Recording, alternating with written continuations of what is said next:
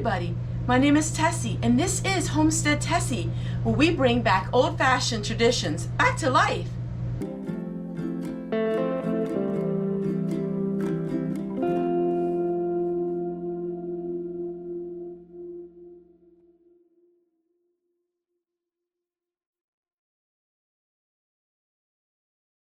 What do you do when you're off grid? There's no electricity. How in the world can you see? How in the world can you do things? Well, we're going to plug in our power unit and we're going to see how it works. This is a portable power unit, and we're going to plug in some lights and plug in some other things and see if it works and if it will generate some electricity for us.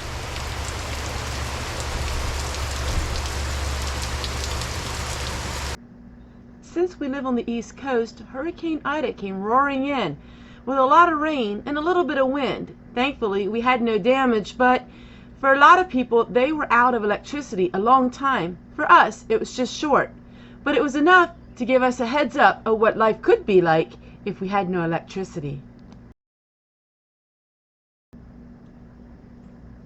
One thing right away we realized, it's so dark. Even if it wasn't nighttime, it was late into the evening and the house was pitch black. It was dark, almost like it was nighttime.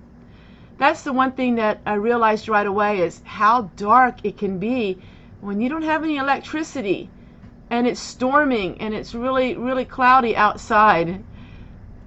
So we got a power pack and let's see if it works. And we are going to try the Okmo. This is a portable power station. So it's all charged up and we're going to see if it works. So we're going to plug in a light. I'm going to hold our flashlight. We got to turn the power button on.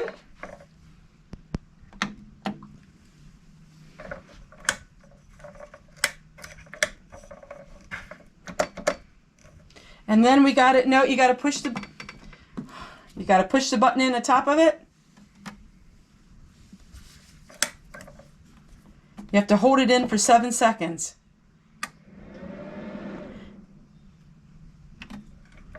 All right.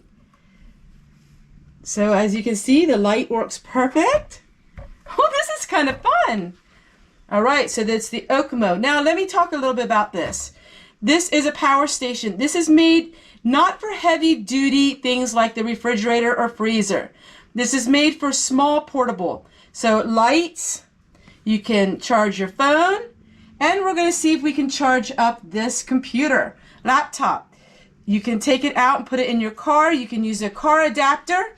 I have a car adapter I'll show you here in a moment that we can use, and you can use your car battery to charge it up as well. You can also hook this up to a solar panel. If I had a solar panel, I would use that. All right, you can go ahead and put your light down there.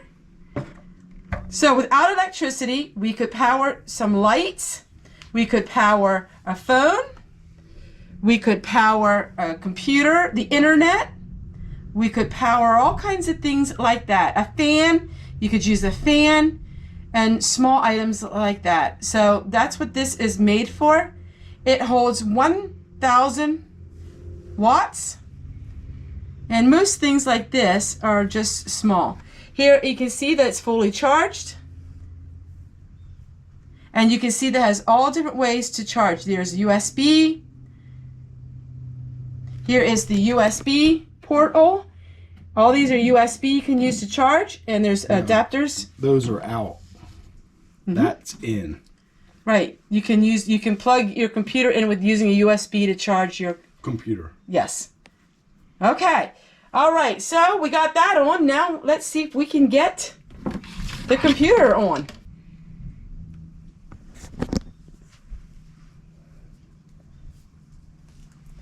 As you can see, it made the computer work. Look at that. Oh my word, this is amazing.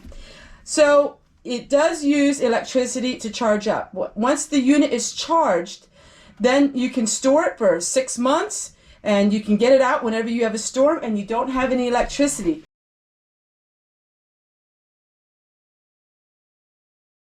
Hi everybody, and welcome to today's video. We're going to talk all about prepping and why should you prep in a suburban setting. Well, I'm not really suburban, but I'm not urban, and I'm not really country. I'm a little bit of everything, and so suburban, I guess, would be the closest you could find for me and categorizing where I live and how I am. So suburban prepping. Lots of people have followed my advice through the years. You know, I'm not a doomsday prepper. But yet I do believe that you should prep. And here, let me explain why. I don't need to explain so much like I used to because of everything that happened, but I don't see things getting better. In fact, I see things getting worse. Now, I don't say a lot of this on my channel simply because I don't want to scare people. I don't want to work people up, but yet it's my job to teach people. And so I want to teach you some things. The number one thing is water. Now, we have insurance for our house. We have insurance for our health. We have car insurance. We don't have food insurance. We don't have water insurance. And that's very important. And it's as simple as getting a $50 or $60 water barrel and keeping it full. So I have 2 of them. So I always have 100 gallons of water on hand. Now, we have our own septic and we also have our own well here. So let's just say the electric will go out. I could still flush my toilets using the rainwater. Now, we don't drink this water, but if we had to, we could use it with the Burgundy water filter. It's really important to have a water filter as well. That way you can filter it if you had to drink it. So my system is like this, and I'll show you when it's raining so you can actually see the system working.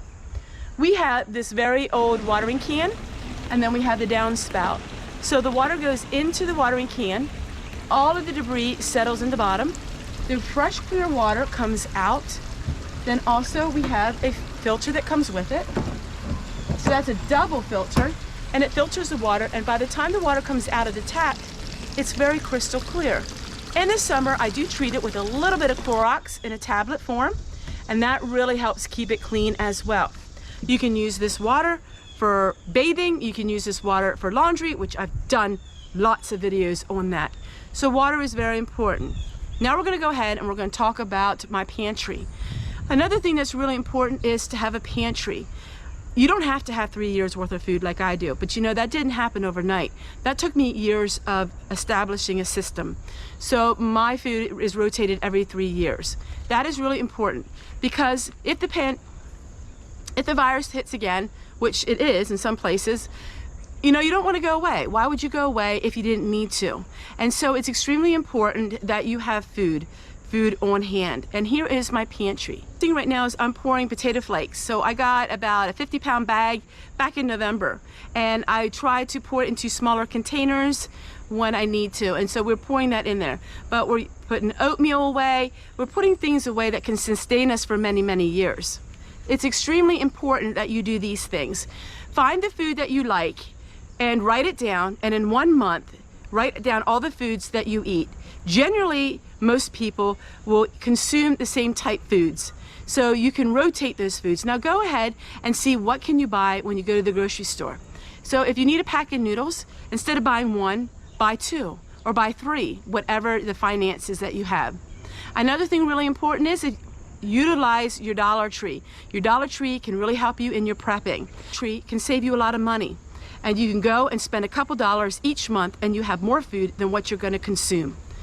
Rice and beans are very important, but make sure you know how to cook them. Make sure you know how to do all of these things.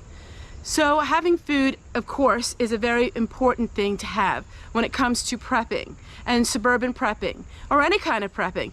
The kind of prepping that I do, a lot of the things that you see me do in videos, it don't matter where you live. You can live in New York City and you can still do the things that I do. Some of the things that I am doing with prepping is more towards if you have your own property and have your own land. But even if you live in a mobile home park, a lot of these things you can do. Think outside the box. Now, I talked a lot about suburban prepping when it comes to having chickens and raising poultry. And why raising poultry is so important is because you can raise chickens really frugal.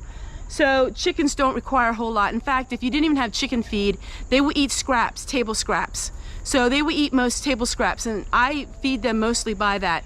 Now in the wintertime, I will give them a little bit of chicken feed, but they will eat all kinds of scraps. They're almost like a pig, so you can feed them for almost nothing. and they will give you eggs. So it's really important that if you are in a suburban area that you have chickens if you're allowed to. Most places allow you to have 1 or 2. Now I know depending on your state, it all depends, but for us, I could have up to 9. I do not have any roosters only because I have houses near me, and I really don't want to trouble them with hearing a rooster crow early in the morning, even though they don't care. A lot of people ask me in my neighborhood about other people and how they live. When I moved here, nobody was doing homesteading, nobody whatsoever.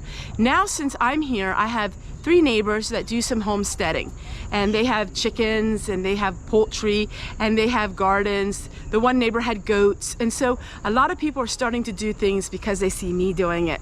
So I kind of started it this way, and once I moved here, it seemed like it brought people of like minds, and so we had 2 people move out since I'm here, and the 2 people that moved in are really into country living and into homesteading. So depending on where your climate is as far as how your neighbors are. If you're in a affluent neighborhood, they're going to really turn their nose probably up at all of this. So you want to pick a place that is more down to earth if you really want to do homesteading. But my neighbors love my homestead. I have no problems. I've never had any problems with them. So chickens are really important because they're very frugal, very cheap. You can feed them very cheap, and they give you eggs, which is high in protein. So an egg gives you all the protein you need. In fact, the egg is a perfect food. You could live off of an egg if you didn't have anything else. So gardening is also very important. Raising herbs. So I'm really into raising herbs for medicinal values, because last thing you want to do is end up in the hospital like I did. And there's certain things that maybe you could do to help yourself. So things like if you have coughs and colds and you have cuts, there's things like that that you can really learn herbs that can really help you from getting infection. So that is extremely important. Certain things, ailments you have, of course, there's nothing you can do about it. But it's always good to have first aid medicine and to learn things, especially when it comes to hormonal things and things just generally to make you feel better. It's really important that you really research your herbs. So in my garden and my herbs, and so here is my garden. This is up to date, and I'll show you what it looks like. So the garden, I have a lot of herbs. Also harvesting a lot of tomatoes. The deer ate a lot of my things, but not everything. And so next year, I'm gonna really utilize a better way of having things that the deer can't get at.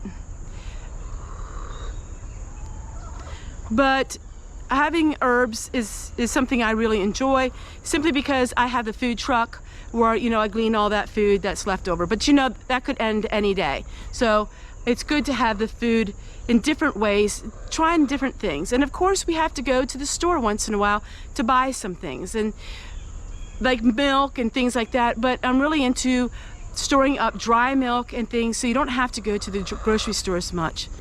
You see me cooking off-grid many times. That's something that's really important. It can really help you out. Cooking is something very important that I talk about doing off-grid. That's important to learn how to cook, to know how to cook on an open fire. Same as washing yourself, washing your dishes, washing your clothing. All of these things are important to learn. Hey, if you never use them, at least it's something you learn to do. And it can be quite challenging and quite fun. It is fun learning how to live off-grid. I talk about my oil lamps. In the wintertime especially, you're gonna see a lot of videos on my oil lamps. And I'll show you my oil lamps. I have about 30 oil lamps, so I use about 9 at one time in the dead of the winter. It's 2020, and with everything that's happened to us in the last year, and that's probably going to continue to happen, it's very important that you be prudent and that you do your research and that you think outside the box. Take care, everyone, and we'll see you guys. Buddy, if you like this video, why don't you do me a really big favor? Can you give me a thumbs up? It only takes a second of your time, and it really can help me tremendously. I'm really working hard on giving you the best videos that I possibly can, and giving me that thumbs up will really help me. Also, you want to make sure you're still subscribed to my channel. A lot of times it seems like YouTube will unsubscribe you if they're not current with the videos. Because I have 7 videos a week, if people don't watch a large amount of my videos, they will automatically be unsubscribed. Thanks everyone for all of you doing. Thank you guys. We'll see you guys tomorrow.